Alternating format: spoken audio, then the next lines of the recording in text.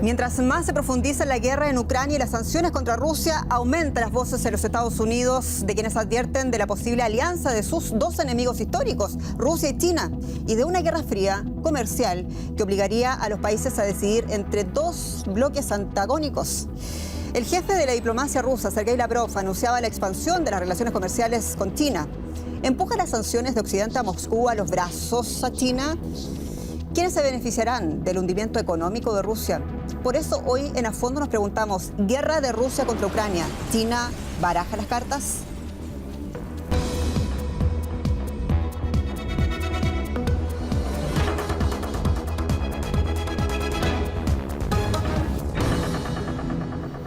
Sean ustedes muy bienvenidos a Fondo. Les saluda Jenny Pérez desde nuestros estudios de Deutsche Welle en Berlín. Nos acompañan hoy Amir Valle, periodista y escritor cubano. Ha trabajado en diversos medios de América Latina, el Caribe y Europa, parte del equipo de Deutsche Welle aquí en Berlín.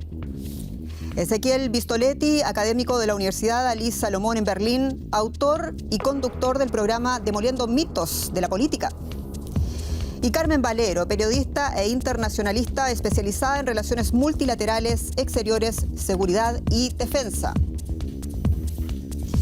Bueno, y en esta edición vamos a hacer el ejercicio de alejarnos un poco del teatro de guerra y más bien concentrarnos en las consecuencias a mediano plazo, a largo plazo de esta guerra. ¿Cuál es el papel de China y de los Estados Unidos, por ejemplo, en una eventual profundización del conflicto, incluso una salida política? ¿Y qué esperan los gobiernos del mundo, especialmente los latinoamericanos?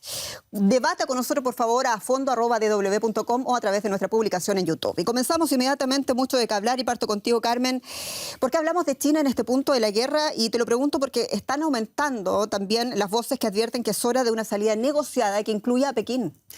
Bueno, yo creo que en este momento hablar de una salida negociada es una utopía. No habrá negociaciones hasta que Vladimir Putin considere que ha alcanzado su objetivo militar. De momento no lo ha hecho. Empezó la guerra con un 7% de la zona del Donbass. En estos momentos controla el 23%. No sabemos hasta cuándo va a llegar, pero lógicamente Putin todavía no ha dicho hasta qué ha llegado.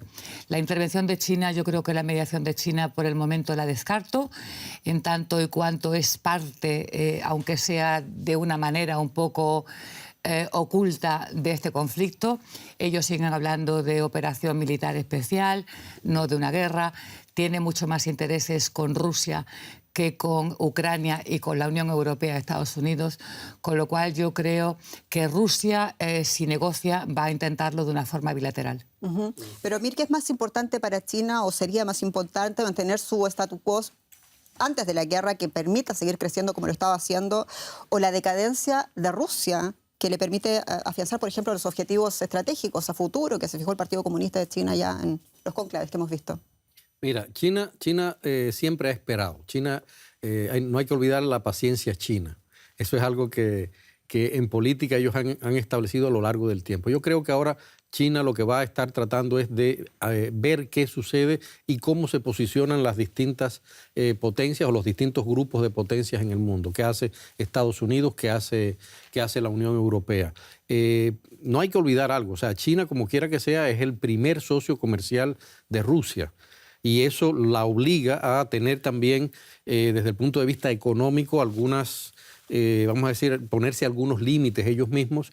Y los chinos siempre han priorizado por encima de la ideología las influencias y las relaciones económicas. Por eso estoy de acuerdo con Carmen. O sea, creo que no va a haber, o por lo menos en los próximos días no vamos a ver ninguna presencia directa de China intentando negociar. Y hasta ahora lo que hemos visto es que cada vez que a ella se le ha llamado o que de algún modo ha sido mencionado en los distintos foros de discusión en organismos internacionales, ellos se han plegado a la opción de vamos a esperar. Muy bien. Hecho es que Rusia ha profundizado un trato comercial con China hace poco, y también es un hecho que China ha acogido a Rusia, incluso en un discurso político bastante que no deja, digamos, lugar a la imaginación.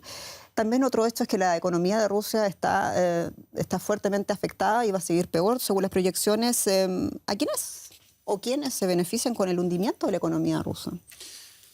Yo comenzaría con la relativización del hundimiento de la economía rusa, porque el rublo aparece por las nubes, la inflación controlada, Rusia presenta reservas internacionales muy grandes, porque parecía preparada para esta invasión. Más allá de eso, sin lugar a dudas, este conflicto, como parte del el nacimiento de un nuevo orden mundial, sí determina un acercamiento de Rusia a China, naturalmente, frente a un enemigo común, Estados Unidos, y también considerando la complementariedad de las economías. Ahora, en la historia de China y Rusia no siempre aparecieron unidos. De hecho, en algún momento protagonizaron una guerra, en un momento una ruptura entre Mao y Khrushchev. También, sin embargo, este conflicto está generando este acercamiento y de cara al futuro, no en el corto plazo, pero sí a mediano y largo plazo, esto genera naturalmente una alianza en torno a un nuevo polo en este nuevo orden mundial alrededor de China. Por eso, a largo plazo, esto para Estados Unidos representa un mal negocio. Eso te quería decir precisamente, estaba también esa reflexión que sorprendió a muchos, especialmente a quienes todavía no daban ni siquiera por vivo a Henry Kissinger, el ex secretario de Estado de la era Nixon, que andaba sorprendida haciendo una fuerte crítica a Biden, pero también diciendo, ojo lo que está pasando con el envío de armas de Occidente a Ucrania, ojo con lo que está pasando con todas las sanciones, porque lo que están haciendo es empujando básicamente, ¿no?, a Rusia a los brazos de China. No lo dijo de esa manera, pero eso fue lo que sugirió. Recordó también Kissinger que la economía, y esto es una cuestión que abro el debate de todos, la economía de Rusia es una economía capitalista y lo es bajo Vladimir Putin. Ahora no lo es más por el tema de las sanciones. Entonces, en ese punto que menciona Ezequiel sobre el nuevo orden mundial, donde eventualmente Rusia y China serían socios, pierde Estados Unidos, pero no solamente Estados Unidos, también Occidente, ¿o no? ¿Quién quiere? Mira, Occidente, Europa, Alemania. Yo voy o sea, hay que decir algo que creo que es un detalle muy importante que suele pasarse por alto. Estamos hablando que el poderío, digamos, de Occidente, básicamente, está establecido sobre la base del poderío que se le concedió después de la Segunda Guerra Mundial a Estados Unidos con el predominio del dólar como una moneda de circulación internacional. Ese es el poderío que tiene Occidente, básicamente, en el cual, por ejemplo, Estados Unidos sale ganando porque puede limpiar su enorme déficit, puede limpiar su deuda pública inmensa sobre la base de que todo el dinero del mundo pasa por ellos. Ahora, cuando en Estados Unidos la mayoría de los sectores, digamos, inteligentes, la inteligencia está hablando de justamente eso, a lo que se está refiriendo es no a que haya una alianza ni ideológica, ni económica, ni nada, sino sencillamente al peligro de que Estados Unidos pierda su protagonismo a nivel internacional por el surgimiento o digamos, el establecimiento de un sistema de monedas en el cual el dólar sea una moneda más. Pero en relación a eso, no la moneda de eso es un punto clave, porque lo que estamos viendo acá de parte de Rusia ha sugerido y le ha pedido a China hacer un sistema monetario incluso aparte, distinto a la dolarización. Estamos hablando de cosas concretas. Ya se está haciendo. Exacto. O sea, además, junto no solamente Rusia y China, sino también con India, se crea un mercado en el que vuelve a funcionar el trueque, por decirlo de alguna manera, y el comercio se realiza en monedas locales. La rupia que entre el rublo y el yuan chino contra la rupia, etcétera. Evidentemente, ahora eso es a largo plazo. Ahora mismo, por ejemplo, la gran economía china, su moneda, solamente representa el 1% del comercio global. Pero está creciendo tanto que puede ser que en unos años llegue hasta el 7 o 8%. Eso, evidentemente, es un golpe para las monedas refugio como el dólar o el euro. El hecho, además, de que se haya creado un espacio económico con un sistema de mensajería bancaria entre estos países, lógicamente ahora lo que está permitiendo es de evadir de alguna manera las sanciones. O sea, es un comercio, es un intercambio que no pasa efectivamente por el sistema internacional, y eso está permitiendo de alguna manera, bueno, no que Rusia de alguna manera pueda suplir el 40% del mercado que ahora le proporciona la Unión Europea, pero sí un cierto balón de oxígeno. Pero lo concreto, se está profundizando este antagonismo entre los Estados Unidos y China con el tema de la guerra de Ucrania. Ya se está hablando de esta guerra fría comercial que está obligando a muchos de los países grandes, pequeños, a alinear fuerzas. Vemos lo que está pasando en la región del Indo-Pacífico, pero también vemos, por ejemplo, lo que está pasando incluso a nivel político, digamos, en la Cumbre de las Américas, que tiene lugar ahora mismo en los Estados Unidos. Y me acuerdo de unas palabras que pronunció un funcionario chino hace unos 2 meses, tomando un ejemplo solamente, diciendo al gobierno chileno que no se preocupe porque China jamás va a obligarles a escoger entre 2 países. Lo que estamos viendo acaso no es eso, que había de alguna manera comenzado hace un tiempo en el tema de las telecomunicaciones 5G, pero ahora con los combustibles, ahora con los granos, donde Latinoamérica sí podría ser un factor, digamos, decisivo quizás para actores occidentales. Potencialmente sí, podría aparecer como un actor internacional muy importante. Lamentablemente esto no aparece tan claro para todos los líderes latinoamericanos, porque para que América Latina pudiese realizar la función de proveedor de los bienes escasos y muy caros ahora, energía, alimentos, incluso metales, para eso debe aparecer unida, en primer lugar, y debe aparecer independiente, de manera de poder establecer relaciones políticas, económicas, culturales con Estados Unidos, con Europa, pero también con China, con Rusia. Directo. Para algunos países con políticas exteriores independientes del gobierno de turno, Brasil, Brasil. Y México, con gobiernos de signo opuesto distintos, los dos presentan la misma postura respecto a esto. Para Argentina, por ejemplo, para Argentina no. Lamentablemente, ahí no aparece tan claro esto y para otros países de América Latina tampoco. ¿Hay alguien que esté en posición de asumir ese liderazgo, digamos, en honor a las consecuencias de la guerra? Bueno, podría, como cabeza del país más importante de América Latina, en el caso del regionalismo, podría Lula. Todavía debe alcanzar la presidencia, pero sinceramente yo no presencio esa claridad de ideas en los líderes progresistas latinoamericanos y en los líderes conservadores muchísimo menos. Hablamos hace 3 semanas o casi un mes con el presidente de Argentina en los estudios de Deutsche Welle y bueno, le preguntábamos eso, ¿no? Él quería básicamente vender a Europa, a España, a Alemania en casi cereales en momentos de necesidad en Europa por la guerra de Ucrania y le preguntábamos a él cómo lo iba a hacer. Realmente no lo puedo hacer solo, pero está la cuestión también del Mercosur. O sea, le pregunté yo al presidente si iba a bypassear un poco la economía y él dice que en ningún caso, pero en el fondo está claro que no hay una mancomunicación entre los socios y por eso también se puede perder, que esa es una oportunidad histórica o estamos exagerando. Pero mira, siempre que a mí me hablan de América Latina y me lo hablan así económicamente, yo como que tiemblo, y porque pienso que en América Latina tenemos 7 instituciones regionales que se ocupan prácticamente de lo mismo y ninguna funciona. Es decir, estamos hablando de UNASUR, estamos hablando de Mercosur, estamos hablando de la Alianza del Pacífico, estamos hablando de un montón. Por eso estoy de acuerdo con Ezequiel en que ni siquiera la izquierda, que siempre, digamos, estos países de la izquierda latinoamericana, que han tomado la iniciativa ante ese tipo de expectativas de ver qué pasa en el mundo para aprovecharse de eso, ni siquiera han tenido la visión de que lo que está pasando los puede a ellos elevar completamente si funcionan de modo unido. O sea, eso sería una posible. Lo único que ha salido en los últimos días, digamos, es que ahora se está pensando de pronto en la necesidad de una moneda única en América Latina. Y eso ha sido una derivación justamente de la crisis provocada económica en la guerra de Rusia. Pregunta bonita, perdón, solamente pregunta bonita, si quieres puedes retomar inmediatamente, Carmen.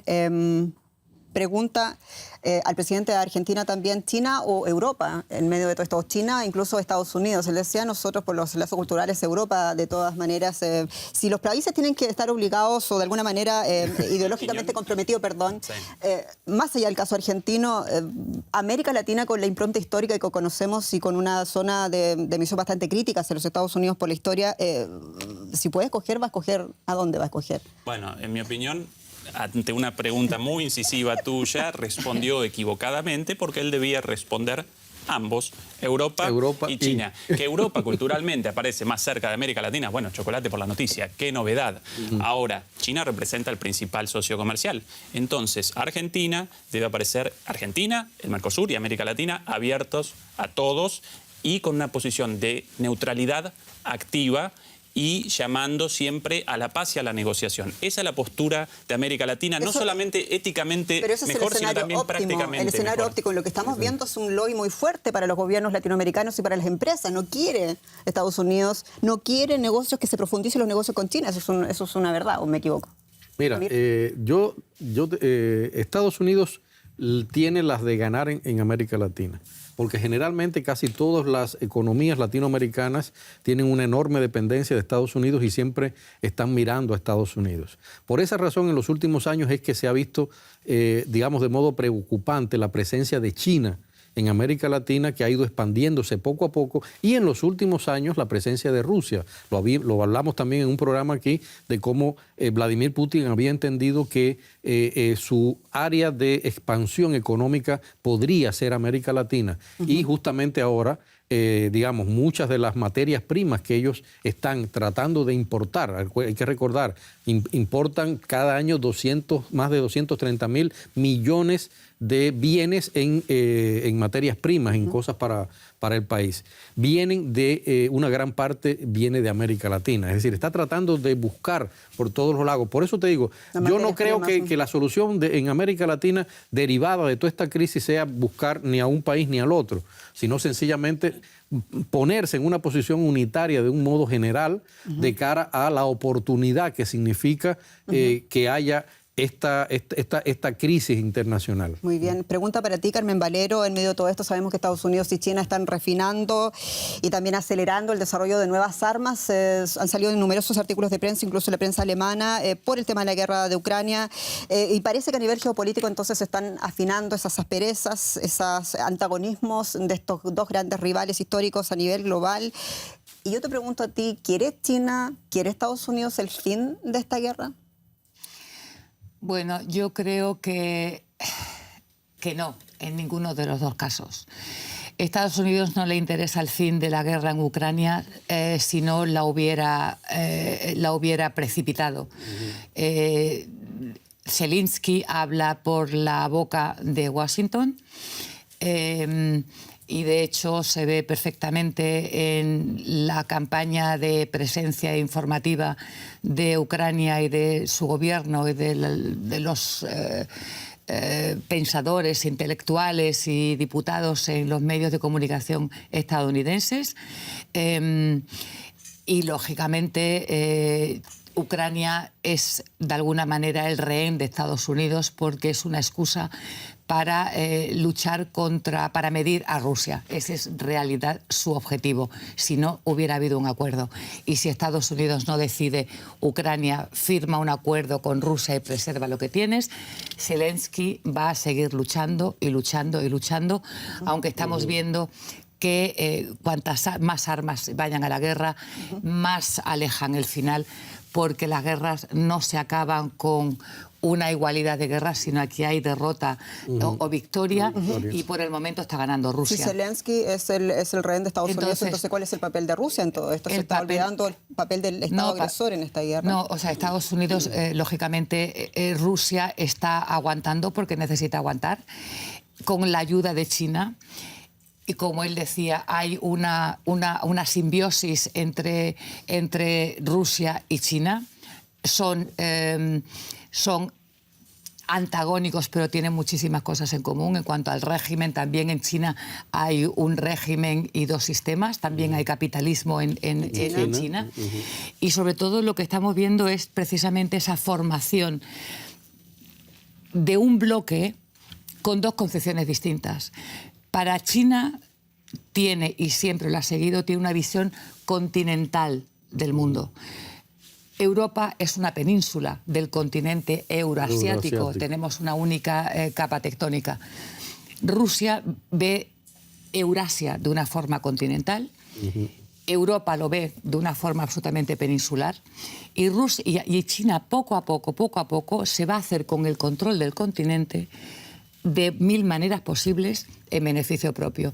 De momento lo que estamos viendo con el tema del gas es que si el gobierno alemán va a invertir 100.000 millones de dólares en la reforma del ejército, es la cantidad que China va a invertir en Rusia para crear un nuevo gasoducto que vaya desde Siberia a través de Mongolia hasta Shanghái. Al mismo tiempo... ¿Eso sería un jaque mate para la economía mundial? No, eso solamente es un jaque mate, es que además va a desplazar las importaciones de los países supuestamente amigos de Estados Unidos, y me refiero al Golfo.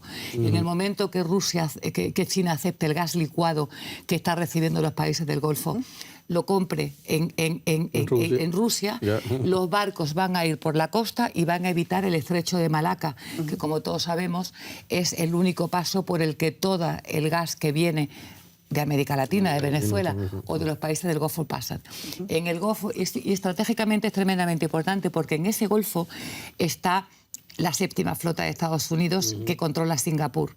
Si en un momento determinado, supongamos que dentro de no sé cuánto tiempo hay una escalada de conflicto a nivel global, Estados Unidos puede cortar el estrecho de Malaca. Hablemos de Taiwán, por ejemplo, que es aparentemente lo más cercano. Por ejemplo. Tenemos que seguir avanzando, pero... Sí, simplemente el comentario de que el giro de Rusia, de Europa y en particular de Alemania hacia China, para Alemania representa un pésimo negocio.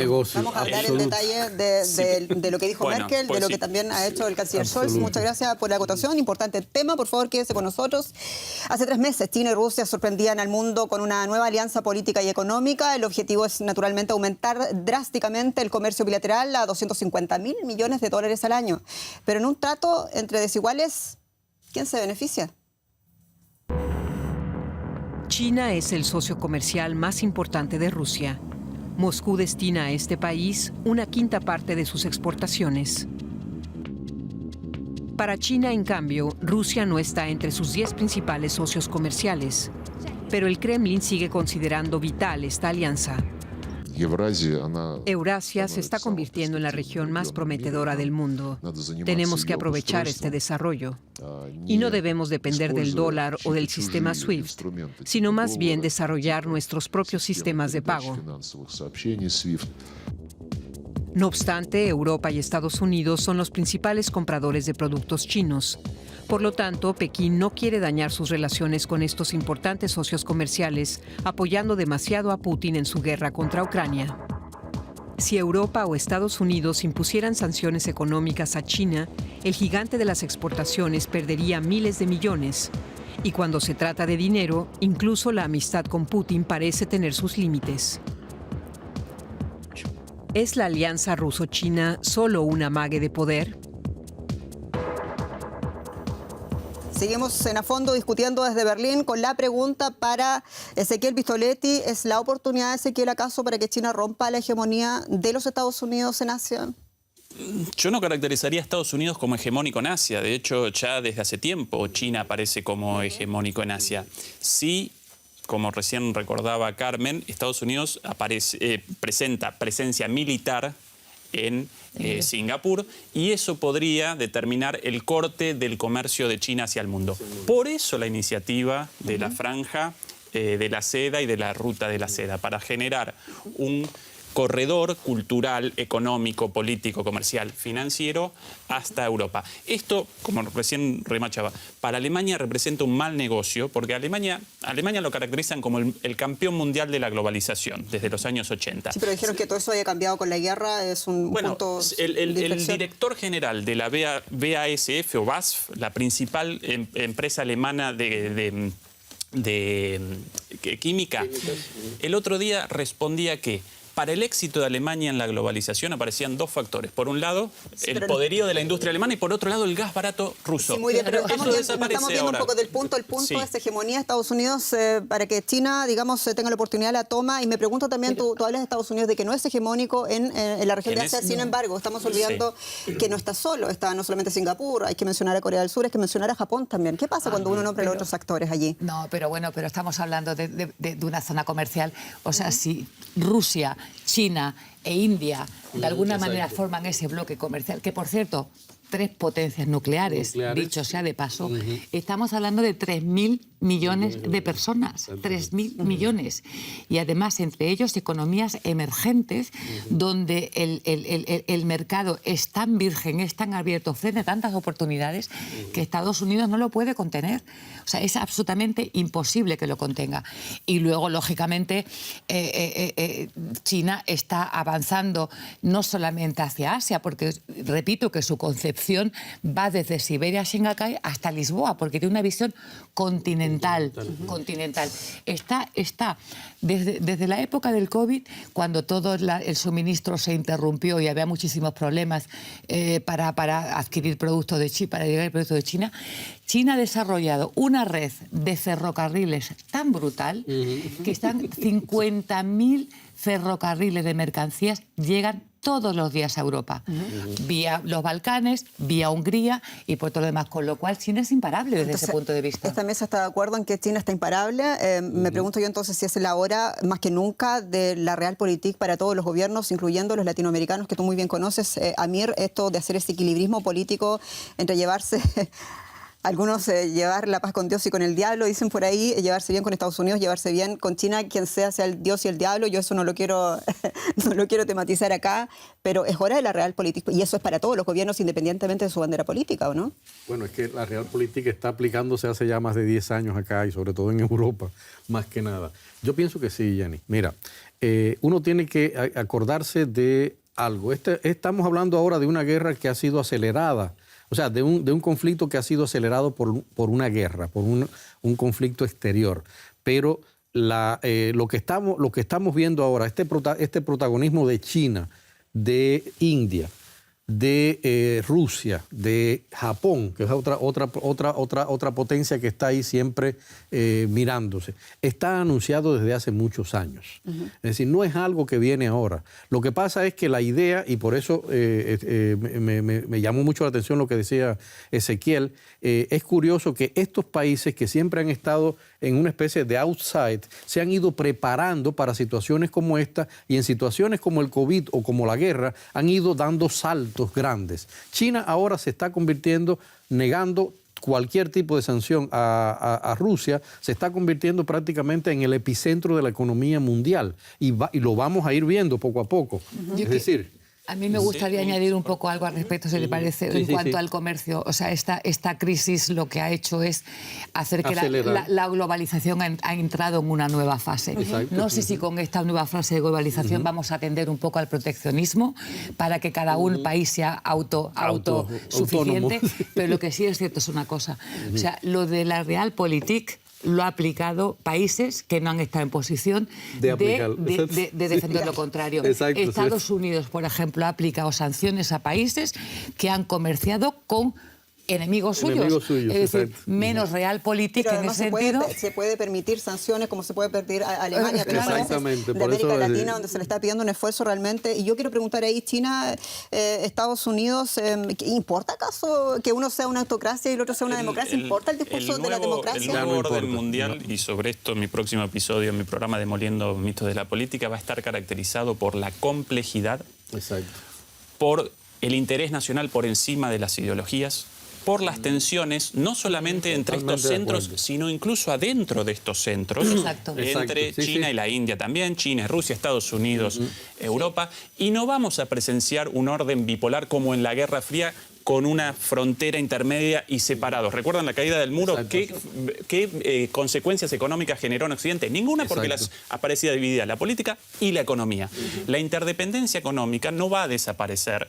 Sí van a aparecer estados mucho más presentes, cuestiones estratégicas, pero entonces vamos a presenciar un mundo más complejo con intercambios comerciales entre estos dos bloques, pero también con distintos juegos, matices entre todas estas. Entonces, teniendo en cuenta lo que vas a abordar en tu próximo capítulo, este discurso, parte del discurso de Joe Biden en la Cumbre de las Américas de decir, nosotros estamos aquí porque somos los defensores de la democracia, ¿es algo que le importa a alguien? Perdón, lo digo con tristeza, ustedes ríen, pero lo digo con tristeza. ¿Le importa a alguien el tema democrático o eso ya es hora de salvarse quien pueda? Quizás al propio Biden y a los fanáticos de las películas de Marvel y de la Liga de la Justicia, en donde aparece un mundo perfecto por un lado, con Superman, Batman y la Mujer Maravilla, y del otro lado todos los malos.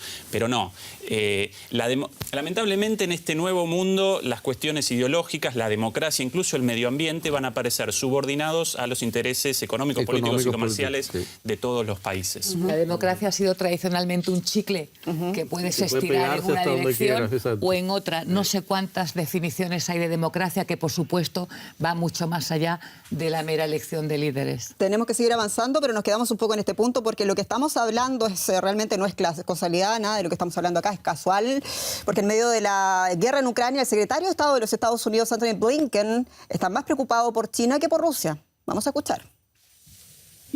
Aunque estamos haciendo todo lo posible para defender la seguridad, la democracia y la independencia de Ucrania, también seguiremos decididamente enfocados en los otros retos que enfrentamos en el mundo, empezando por lo que consideramos la amenaza más seria a largo plazo a nuestro orden internacional, la República Popular China. Seguimos a fondo tematizando el gran papel de China y de los Estados Unidos en este punto de la guerra, el nuevo orden mundial, el próximo capítulo del programa de Ezequiel Vistoletti. Y habla Blinken y dice algo que, para terminar de aclarar las aguas a quienes tenían dudas, en verdad, y la pregunta es naturalmente, es la guerra de Ucrania, decíamos, una oportunidad para reforzar los rivalismos, los antagonismos en materia económica y definir también la próxima política.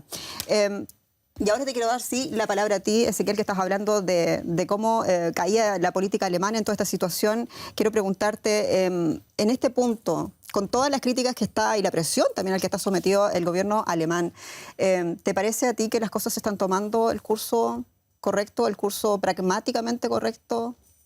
Para mí la política de Alemania y la política de Europa desde antes de la guerra con Rusia representa una política equivocada de subordinación automática a los Estados Unidos sin responder a los propios intereses de Europa. En este contexto en particular, el envío de armas no coadyuva la solución del conflicto, sino que retrasa la resolución, genera más muertes, genera una remilitarización de Ucrania.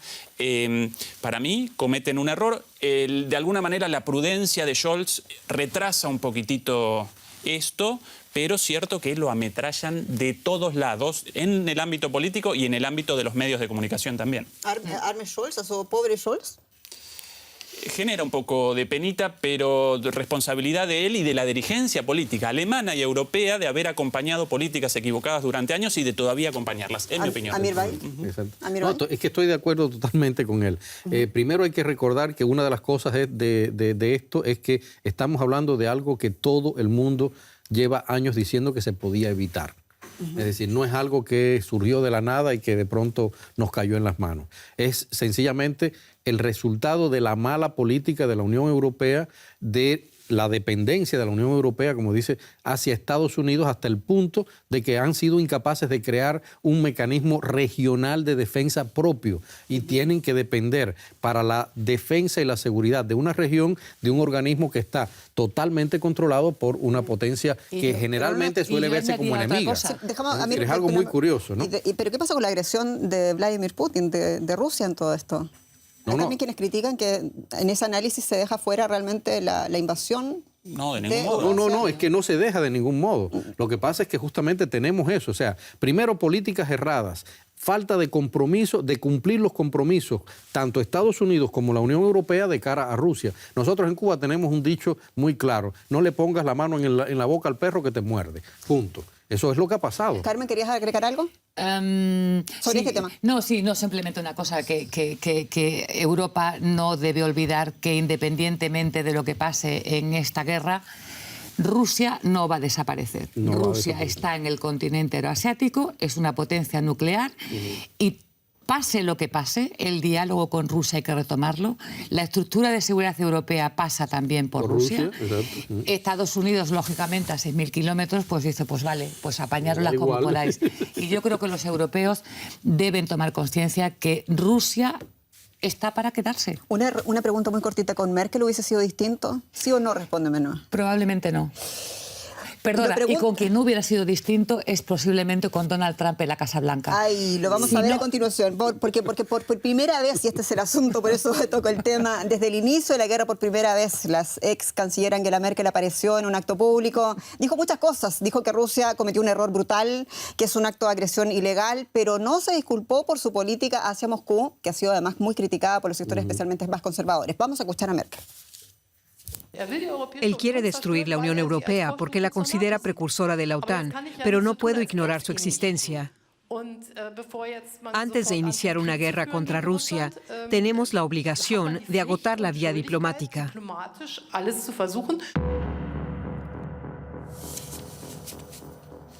Seguimos hablando a fondo, tematizando esta vez el punto Alemania con Merkel, sin Merkel, en medio de una guerra que no tiene fin próximo. Si estuviera Merkel o si hubiese estado Merkel, ¿la veríamos tratando de agotar todas esas vías diplomáticas como lo sugirió en su...? Por supuesto que sí. O sea, estoy convencida de que Merkel nunca hubiera roto el diálogo con Putin porque es muy consciente de que con Rusia sí, sin Rusia no. Y yo creo que los líderes europeos, que casualmente son prácticamente mayoría socialdemócrata, han tomado un camino en el que han reaccionado de una manera muy poco acorde a lo que es la ideología socialdemócrata. Pero todo lo que está pasando y lo que estamos viendo a nivel incluso de su propio de su propio partido, del ex ministro de la canciller Merkel, es básicamente borrar todo lo que ella había hecho en la política, no solamente hacia Rusia, sino también hacia China. Sí, bueno, es una forma tal vez un poco de marcar su propio sello, pero yo creo que Merkel ha sido, para empezar, la única líder europea que tenía contacto directo con Putin. Cuando salió Merkel no había absolutamente ningún interlocutor que Putin apreciara, consideraba que estaba a su mismo nivel, y eso lógicamente ha tenido efecto en las negociaciones y en todo el proceso que estamos asistiendo. Nos quedamos en el tema Merkel, sigo contigo, Vistoletti, pero antes, muy breve, ¿por qué puntualizabas que con Donald Trump sí hubiese sido distinto? Muy breve. Hubiera sido distinto porque ningún país europeo, empezando por la propia canciller alemana o por la propia Alemania, hubiera seguido el curso a un presidente impredecible, belicista. No lo hubiera sido así. Yo es una pregunta que me hago personalmente muy a menudo y efectivamente llego a la conclusión de que había tal desconfianza entre la Unión Europea y Donald Trump que si Donald Trump se hubiera embarcado en un proyecto como el que está de apoyo a Ucrania prácticamente sin fin, pero la Biden, Unión Europea lo hubiera puesto a los pies. Biden no ha sido belicista. No, ha sido más belicista todavía, pero y esa ha sido un poco la trampa. Los socialdemócratas norteamericanos no se han caracterizado tampoco precisamente por pacifistas, se han involucrado en muchas guerras, las han perdido casi todas, por no decir una salida prácticamente vergonzosa, la última en Afganistán, con la cola entre las patas, como decimos en España, y no precisamente porque hubiera igualdad de fuerzas con las fuerzas afganas que con las americanas, mucho más sofisticadas, que luchaban contra personas descalzas y con una Kalashnikov. Es decir, eso sí que fue una derrota absolutamente humillante. Ustedes todos siguen muy atentamente la prensa alemana. ¿Hay algún síntoma? Y digo porque sí hay una prensa muy crítica que está resurgiendo en los Estados Unidos y están pidiéndole a Biden que realmente dialogue, que busque una salida política. ¿Hay un síntoma dentro de la clase política alemana de que esto podría de alguna manera dar un giro, esa política, incluso... A ver, quizás me paso un poco de raya diciendo anti-China, porque vimos que el primer viaje de Estado, visita de Estado, por primera vez de un jefe de Estado alemán a Asia no ha sido a China, sino que fue a Japón. En realidad todo indica que hay un nuevo giro en la política alemana, pero ¿hay un síntoma de que esto se puede mover internamente? Con lo discursivo y lo realmente existente. El 40% de la facturación de la principal empresa alemana, Volkswagen, desciende de China. Así que en la medida de lo posible, Alemania no va a abandonar el vínculo con China. Ahora, va a aparecer sin el gas confiable, bueno y barato de Rusia. Claro. Y ese el mal negocio de Alemania en esta guerra.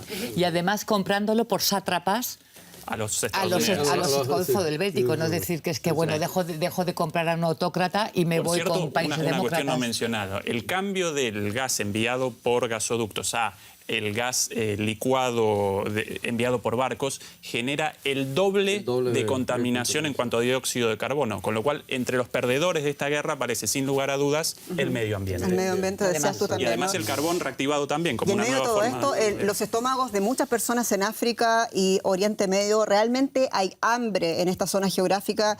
Y hay una alerta concreta del Programa de Naciones Unidas para la Alimentación. Realmente los graneros de Ucrania están allí en medio de una guerra, son 250.000 toneladas, millones de toneladas que están ahí atrapadas, y ambas partes han dicho de que depende de la otra, de que esos granos se exporten. Entonces yo me pregunto aquí, hagamos una visión por favor muy breve, nos quedan 4 minutos de programa acerca de esto, del hambre como un instrumento de guerra, de la narrativa de guerra. ¿Quién quiere partir? Yo, por ejemplo, puedo empezar. O sea, vamos a ver, aquí se están mezclando muchas cosas y yo creo que no se está utilizando el hambre como instrumento de guerra. Esto es mucho más complejo que todo eso, empezando tal vez por lo poco efectivo que han sido las ayudas al desarrollo en una serie de países africanos. Si hablamos de dependencia energética, también tenemos que criticar la dependencia alimentaria. O sea, y eso en ese pero no está sentido, llegando el grano de Ucrania, no está llegando el grano de Rusia. El día 3 de marzo, la agencia Reuters pasó un teletipo a todas las redacciones, de las que mi periódico, por supuesto, se hizo eco, en las que el gobierno de Zelensky prohibía las exportaciones de cereal para asegurar el abastecimiento de su pueblo, teniendo en cuenta que al igual muchos de esos campos iban a ser destrozados. Rusia hizo lo mismo. A mí me gustaría, sinceramente, me gustaría saber o me gustaría ver cómo todos los cargamentos que supone que están bloqueados por Rusia en Ucrania dejan el mar, Odessa, y se dirigen hacia el Bósforo. Porque ahí descubriré si efectivamente hay un bloqueo o es que realmente, como se anunció en marzo, no hay ninguna voluntad de exportar. Bueno, hoy día mismo, en todo caso, hay que señalar que Zelensky, el presidente de Ucrania, estaba pidiendo la expulsión de Rusia de la Organización de la ONU para la Alimentación y la Agricultura. Esto pasa también a nivel político. Falta de granos, falta de combustibles. Estábamos diciendo, es una situación de la que se va a poder salir políticamente hablando.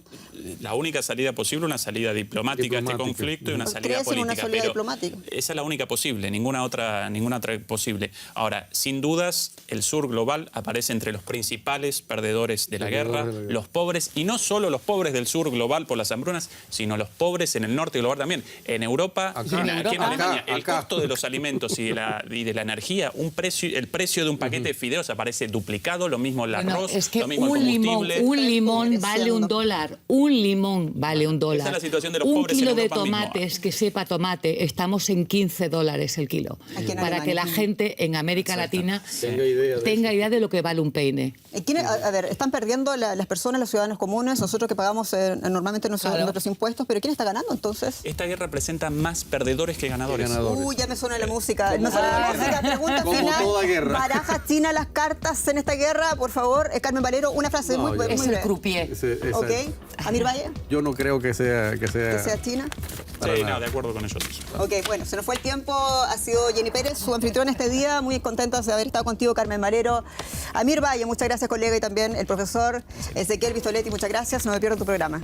Gracias a ustedes y comente. Atrévase a fondo@dw.com. Hasta pronto.